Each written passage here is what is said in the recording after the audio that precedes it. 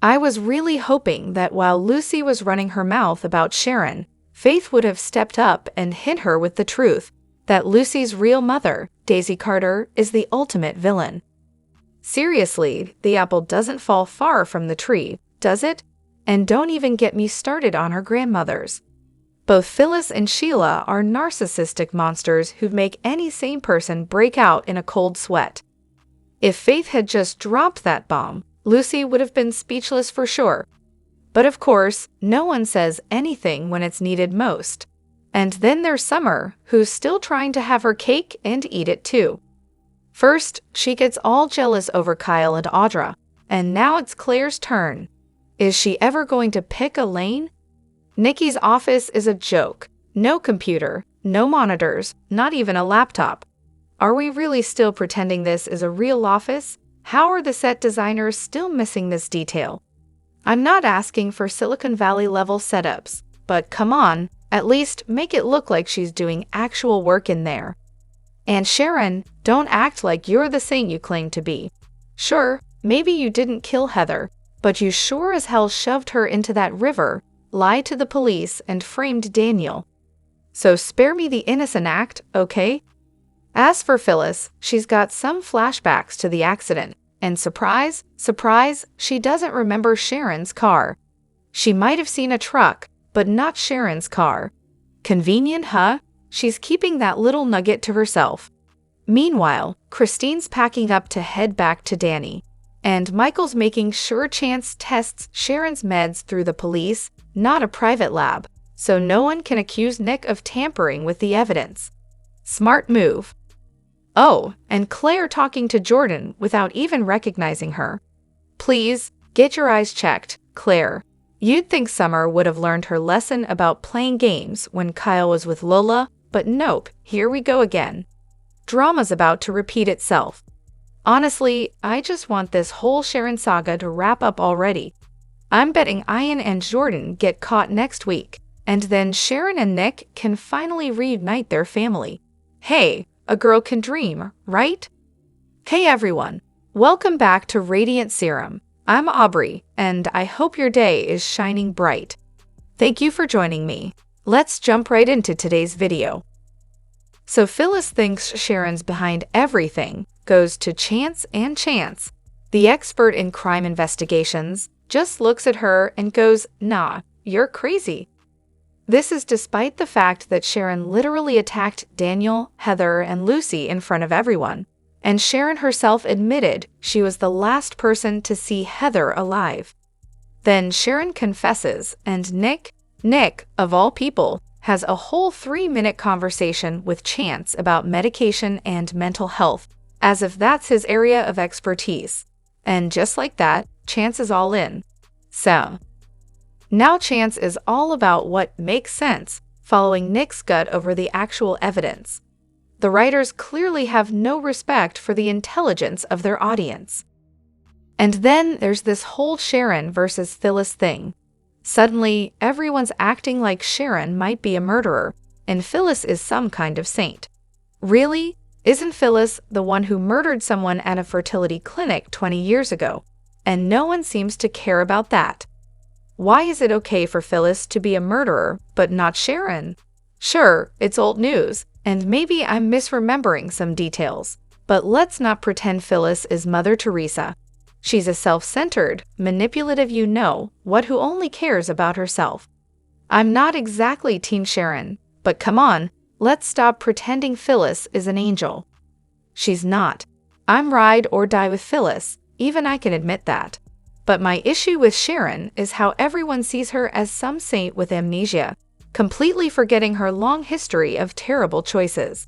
And now, this murder and framing thing, she'll just skate by with no consequences, like always. Meanwhile, Phyllis owns up to her mistakes, even went to prison for them. Sharon just sips tea in her cozy cottage the next day without a single repercussion. That's the difference. Sharon's career prospects. Barista for life, anyone? Here's my guess. Sharon will probably take the fall, plead guilty, and head off to prison. Cue the waterworks from her family and friends as they mourn the poor, misguided jailbird. That is, until the world discovers that Jordan Womanetum was the mastermind behind it all, and Sharon gets a free pass. Of course, the fact that Sharon dumped a body and tried to frame Daniel for murder will be totally ignored, because, soap logic. So what's next for Sharon? Well, her Cassidy First business has either gone down in flames or disappeared into the abyss, never to be mentioned again. There's no way she'll be a therapist with all her own baggage. So will she be serving lats at the coffee shop for the rest of her life, or until Phyllis gets around to ending her? As for her character's future, I can already see it.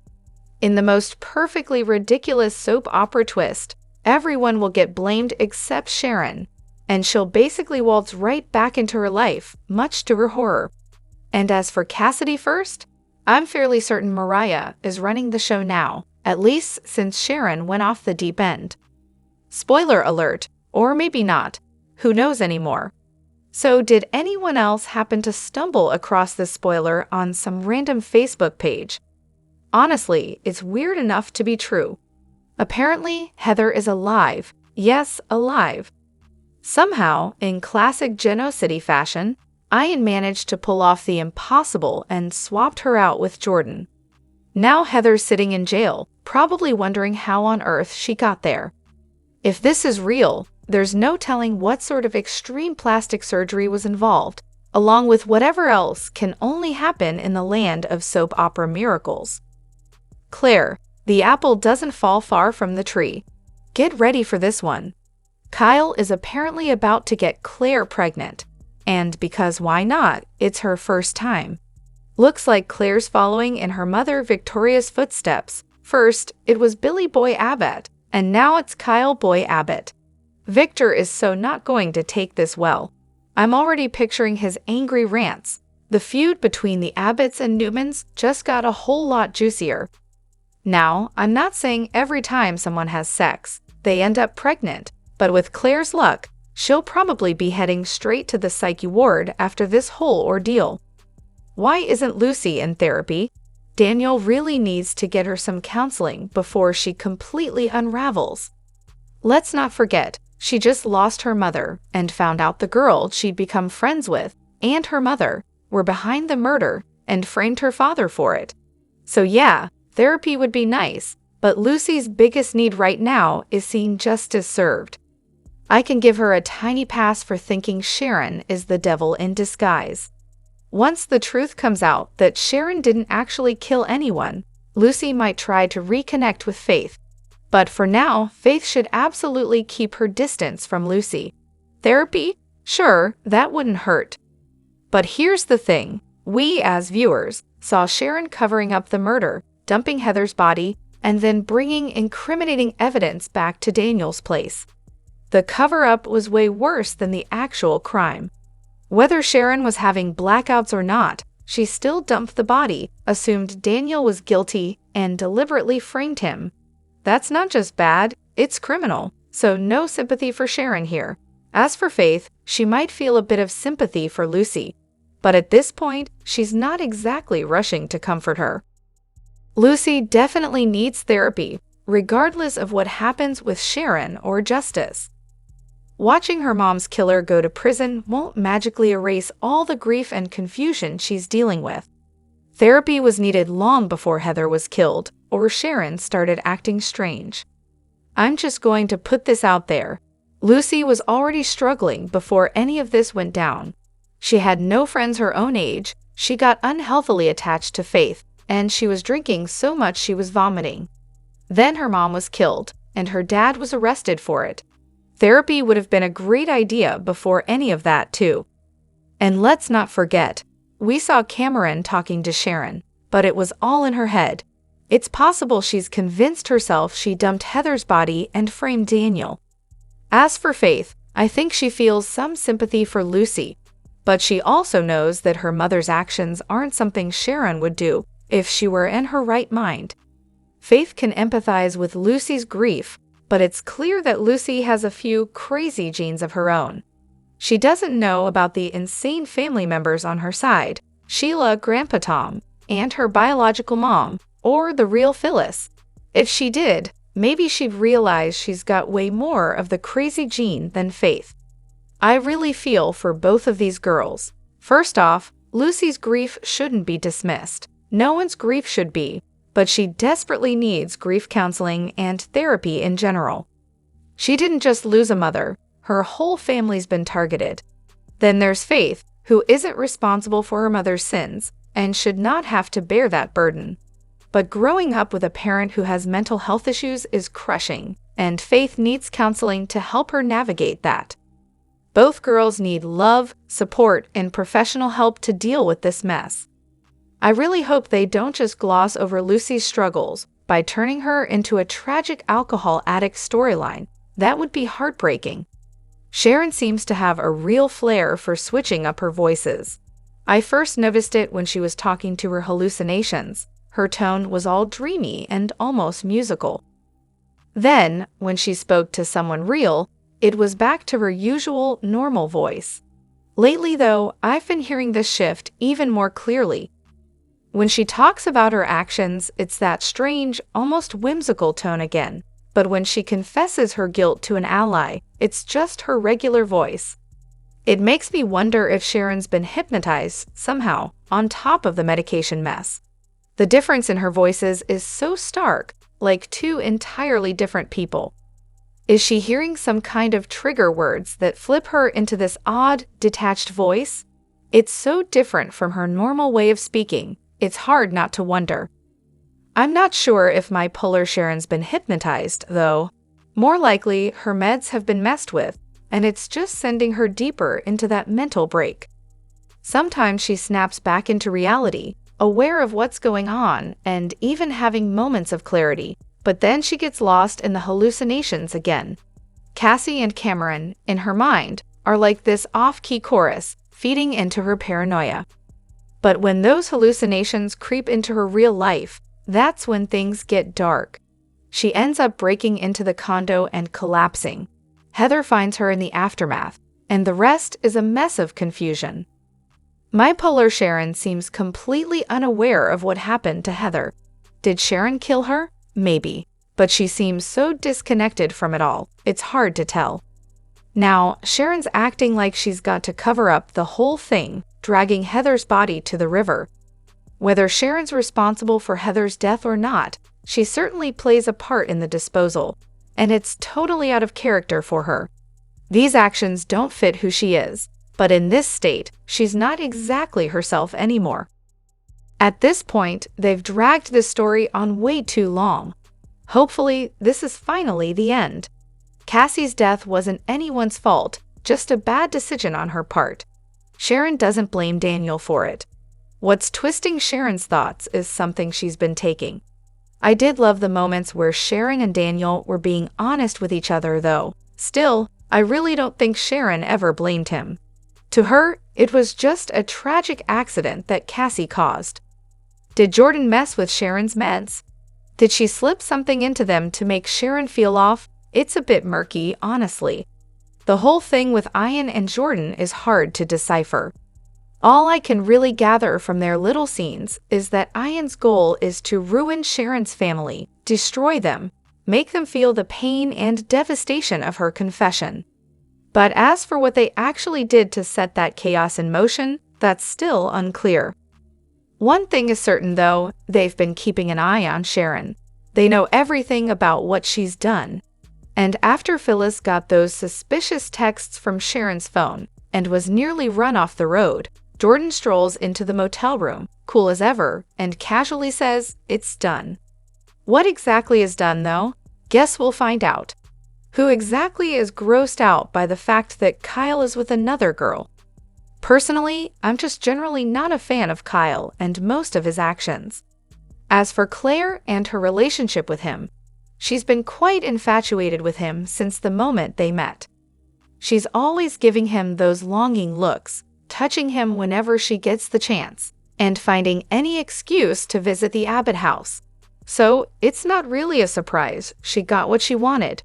If she regrets it later, well, that's something she'll have to deal with. Kyle comes off as so immature, and Claire seems so innocent, that they honestly seem like two teenagers just figuring things out. I enjoy a good love story, but I just can't get into theirs.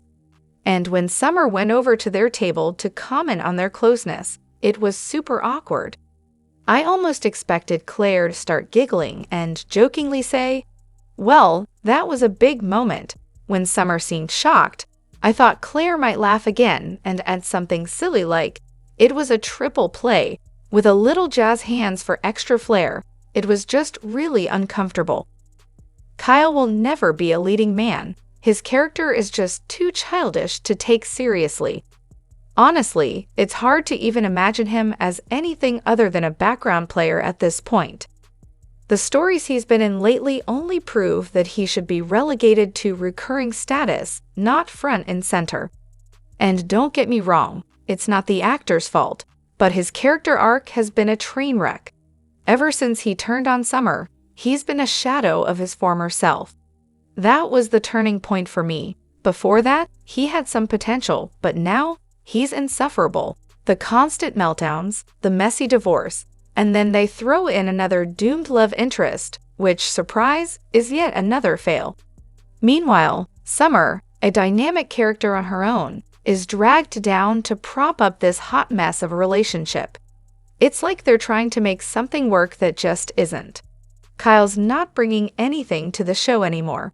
He needs to go back to recurring, because at this rate, he's just filling space. I've said it before, just doesn't have the charisma to pull off the sexy bad boy role they're trying to give Kyle. Some of it is the writing and directing, sure. There's only so much you can do without multiple takes in a solid storyline. But let's be real, some actors are just not suited for certain roles. MN's not the guy you want for the smooth-talking, morally questionable charmer who makes you think he's worth the heartbreak, until you're left with nothing but regrets and a nasty surprise. Oh please, let's hope the writers have Chance finally act like a real man. He needs to stop taking crap from anyone, especially not some young woman. I mean, come on, he's a chancellor for crying out loud. He should be with Audra. She's not about to put up with nonsense, and honestly, that's exactly the kind of woman Chance needs. Sure, he'll need kids eventually, but that's a whole different story. Now, let's talk about the ambitious gold-digging happy hooker, shall we? The one who uses men as stepping stones for career advancement and a comfortable lifestyle. Yeah, she's probably the one who dumped Noah because he wasn't about to live off his trust fund like some spoiled princess. No surprise there, she didn't want to live like a starving artist. Chance? Well, he's basically like Noah. He'd rather work hard for his own money than sit around living in some mansion, wasting his wealth. He let his ex-wife and her cheater live in the family home, while he took a tiny apartment near the police station. That's real humility. As for Audra, there's no way she's going to hitch her wagon to him unless she's ready for a life of actual work. And she's certainly not going to be gaining access to his bank account anytime soon. So yeah, good luck with that, sweetheart. Must be so nice to be Kyle. Honestly, I've never been this disgusted by a character in all my years of watching soaps. It's not even about what he did, because let's face it, a lot of my favorite characters have done much worse, but at least they faced some sort of consequence. That's how you get any sort of character development. Kyle, though, zero growth. This entitled brat spent 2 years throwing tantrums, treating everyone around him like dirt, and instead of facing any real repercussions or learning from his actions, what does he get? A reward, and not just any reward, but St. Clair, who, by the way, is not a prize, but somehow worships the ground he walks on. I'll be dying if that ever comes back to bite her. Honestly, this little punk doesn't deserve an ounce of happiness. But the real kicker, Summer. She ended a perfectly good relationship just to prop up these losers, and she's way out of their league. Seriously, what universe are we in where a gorgeous, wealthy, young woman like Summer would regress into being jealous of her loser ex dating her weird cousin? That's not just a stretch, it's absurd. And then the cherry on top of this whole mess. Kyle gets a co-CEO position at Chibot. the very company he turned his back on after his mom fired him. If that doesn't make Jack look like the dumbest person on the planet, I don't know what does. A few months ago, Jack was lecturing Kyle on how he needs to learn that not everything gets handed to him, and yet here we are, watching him get everything handed to him on a silver platter. But Jack won't bring back Billy, who should absolutely be co-CEO and is a part owner of Jibot. Let's just hope Ashley and Billy team up to shut this whole thing down. They need board approval, and I'm betting they won't approve of Kyle. As for Claire, I'm just waiting for the real Jordan to show up. You really think a few weeks in a psych ward is going to erase everything she's been taught about the Newmans? Please, that's not going away that fast. And then there's Summer, apparently jealous of Kyle and Claire. Honestly, I thought it was just about Claire replacing her in Harrison's life. But now that Claire's no longer the nanny, what is it? Is she just gonna be Harrison's daddy's girlfriend now? I'm hoping Harrison will at least tell her, I love you, Claire, but I want my mom. Summer needs to sit down and talk to Chance about everything. Daniel, Sharon, all of it. Kyle and Claire are not the answer here.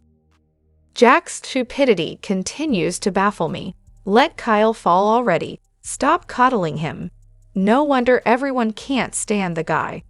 And while I'm not exactly thrilled with Chance at the moment, he's still miles ahead of Kyle, even on his worst day.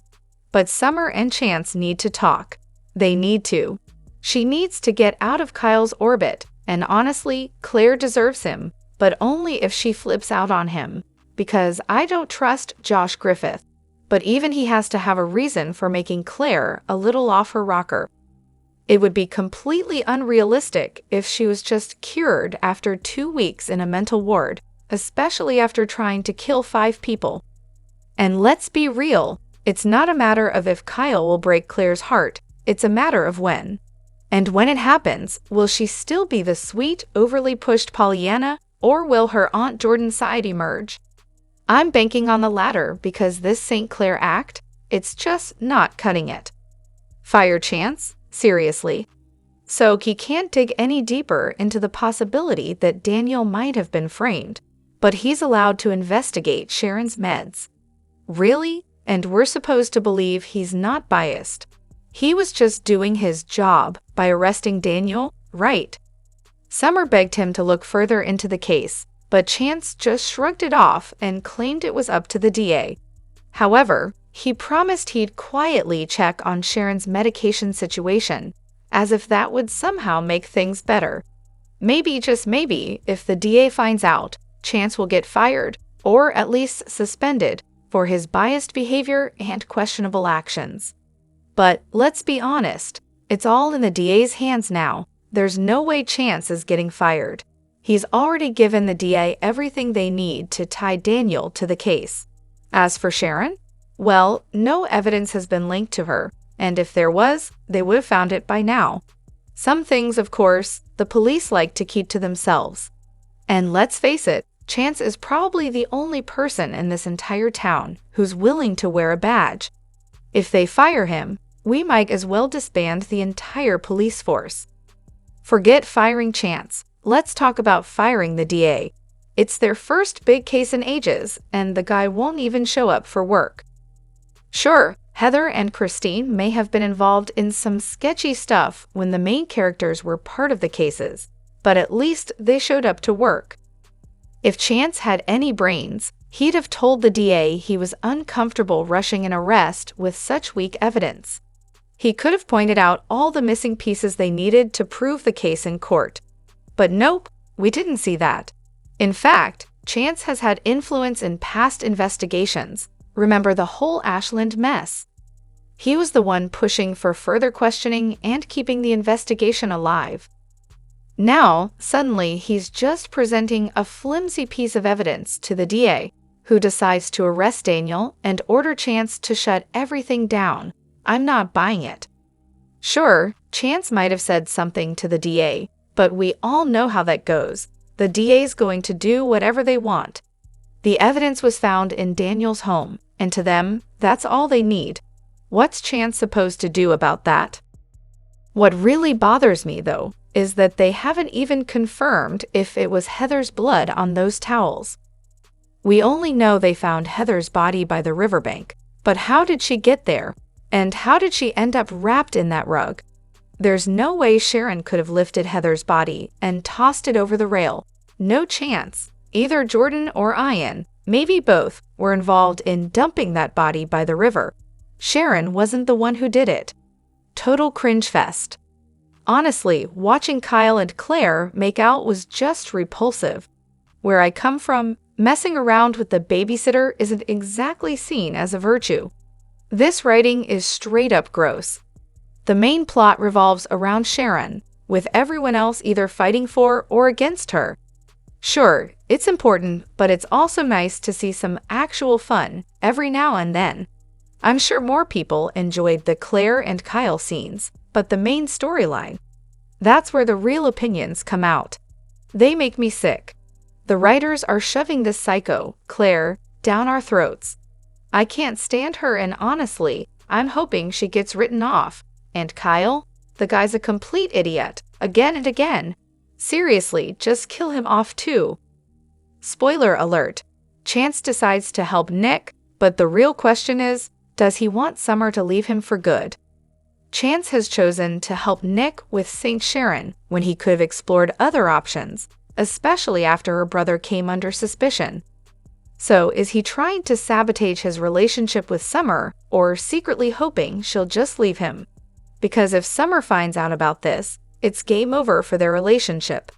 Honestly, I can't blame Nick for prioritizing Sharon over Summer's romance.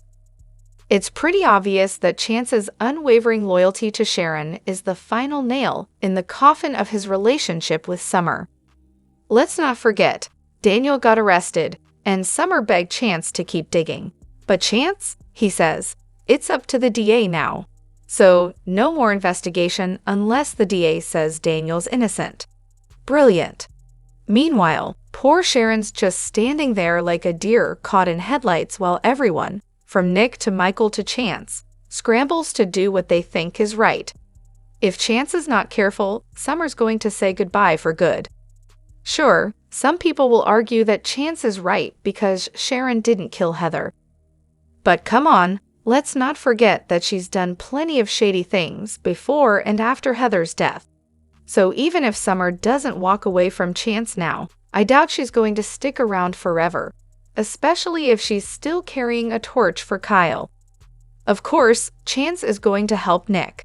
Now Phyllis is going to be all over Summer, pushing her to dump Chance. Everyone in town loves Sharon, and they all know she didn't kill Heather or frame Daniel. They're starting to see how fishy this whole thing looks. So of course, Chance, Nick, and Michael are teaming up to solve it. But in the meantime, they really need to arrest Phyllis for messing with the investigation. Let the three men figure it out without her interference. As for Chance, he did his job. He found evidence at Daniel's apartment. Of course, Daniel got arrested for it. Anyone working the case would have done the same thing. But if they didn't find any DNA or solid evidence linking Sharon to the crime, she's got nothing to worry about. I don't buy that Sharon planted those towels or dumped Heather's body. My guess? Ian and Jordan are the real criminals, and when it comes to Sharon, this case is going to be thrown out of court for lack of evidence. It's all just hearsay. Drop your thoughts in the comment section below. Do you agree or disagree? Don't forget to like, subscribe, and hit the notification bell for more updates. Your opinions matter, and I will see you in the next video. Thank you.